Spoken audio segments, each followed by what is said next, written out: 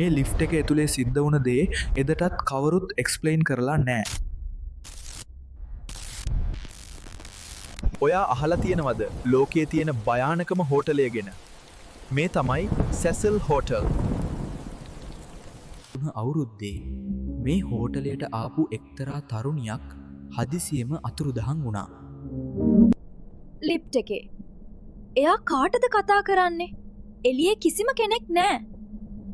පොලිසිය මුළු හෝටලේම හෙව්වා. ඒත් එලිසා හිටියේ නැහැ. සති දෙකකට පස්සේ හෝටලේ අය කියන්න ගත්තේ ටැප් වලින් කළු වතුර එනවා කියලා. ඒක බලන්න සේවකයෙක් වහලට ගියාම දැක්ක දේ හිතාගන්න බැරි එකක්. අතුරුදහන් වුණු එලිසා හිටියේ ඒ වතුර ටැංකිය ඇතුලේ.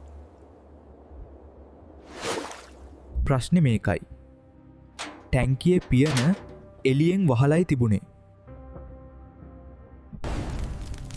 එහෙනම් එයා ඇතුළට ගියේ කොහොමද? ඔයාගේ තියරි එක කමෙන්ට් කරන්න.